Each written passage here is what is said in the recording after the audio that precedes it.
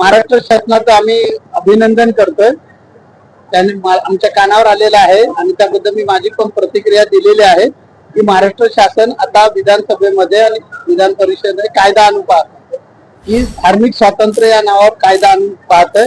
अतिशय स्तुत्य असं आहे. आमची सगळ्या साधू संतांची मागणी होती की आज मुसलमान आणि ख्रिश्चन या दोन ज्या कम्युनिटी आहेत या हिंदू धर्माला संपवण्याचं काम करतात धर्मांतर करून. मग ख्रिश्चन लोक हे एकदम सॉफ्ट पद्धतीने संपवतात बाप्तिस्मा करून आणि मुस्लिम लोक आक्रमकपणे संपवतात.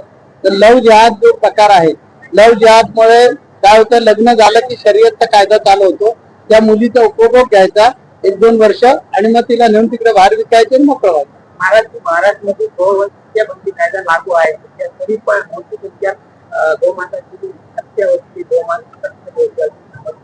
बरोबर आहे, चालू आहे ते. आणि त्याच्यासाठी हिंदू समाजाने जागृत झालं पाहिजे आणि जो कायदा आहे त्या कायद्याचा फायदा उचलून त्या कायद्यान्वये असे जे लोक काही चुकीचे कृत्य करतात त्यांना कायद्याप्रमाणे कडक शासन जर झालं तर ही गोहत्या, कारण आम्ही मला वाटतं माननीय एकनाथजी शिंदे यांनी तिला राष्ट्रमाता म्हणून घोषित केलेलं कायदा करून, हा राजमाता म्हणून केलेला आहे, तर ते होणं गरजेचं आहे. कायदा देशभरात लागू व्हावा का, त्यासाठी तुम्ही प्रचार प्रसार करणार आहात? हो, नक्की. नुसतं लव जिहादच्या विरुद्ध मी नाही, मी नुसतं मुसलमान लोकांच्या विरुद्ध आहे का, तर असं मी कुठल्याच कम्युनिटीच्या विरुद्ध नाही.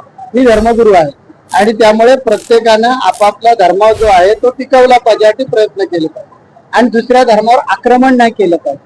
लव जिहादला माझा विरोध काय आहे, कारण तुम्ही हिंदूंच्या मुली फसवून प्रेमाचं नाटक करून त्या पोराला कम्युनिटी कडून पैसे जातात आणि मग तो हिरोगिरी करतो, चमकीगिरी करतो आणि तो मुलगा त्या मुलीला प्रेमात खेचतो, तिचं लग्न करतो नंतर तिला विकून टाकतो.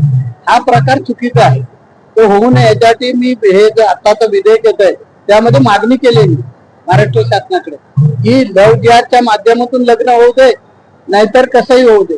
मुस्लिम धर्मातल्या मुलानं या ख्रिश्चन धर्मातल्या मुलानं जर आमच्या मुलीबरोबर लग्न केलं तर लग्न झाल्यानंतर सुद्धा तिचा धर्म बदलता कामा नये आणि तिला जी मुलं होतील त्या मुलांचा सुद्धा धर्म, तिच्या आईचा धर्म लागू झाला तर हे धर्मांतर थांबेल.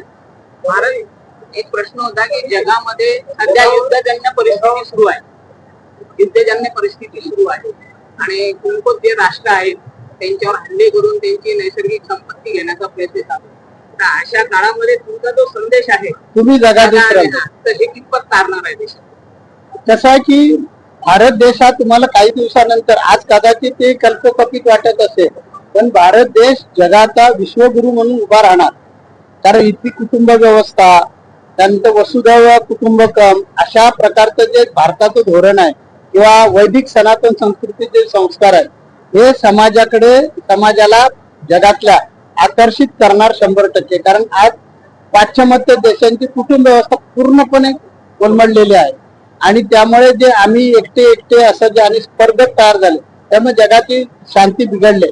त्यामुळे ज्यावेळी एखाद्या गोष्टीची एक सीमा होऊन जाते ना, त्या माणूस म्हणतो बास, अशी वेळ जवळ आलेली आहे आणि त्या वेळेला भारत देश विश्वगुरूच्या भूमिकेमध्ये 200% उभा राहील.